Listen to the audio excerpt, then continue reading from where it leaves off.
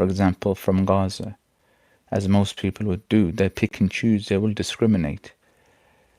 Our prayers are for every child who has lost their lives, and our prayers are with every child who is suffering. Our prayers are with them. And we do as best as we can in our communities to make sure our children are protected. This is why we have a food bank at our mosque to help families who have young children and families who are struggling to look after those children. And most of the families who come to our food bank are not Muslims. And we provide them with food, we provide them with, baby nappies, milk, wipes, alhamdulillah. And families travel from outside of our own locality as well, just to come to our food bank and to benefit. And we help everybody in the community. We have a team set up at our mosque which cleans the streets, helps the council remove household rubbish which is dumped on the streets. And again, we don't discriminate. Thank you, 72 Elder.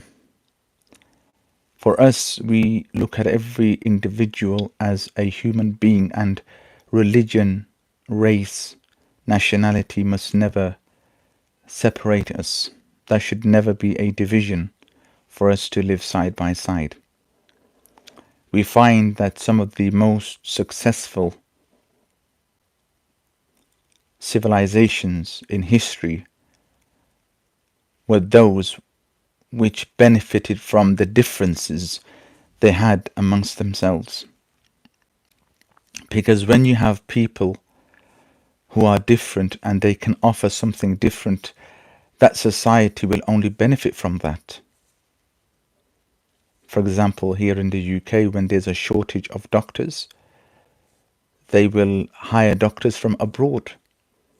In the Middle East, when they are short of teachers to teach a certain subject, then they hire from around the world to come and teach English. So those societies in which there are people who are different, but each one is striving to help the other, are the very societies and civilizations that will prosper.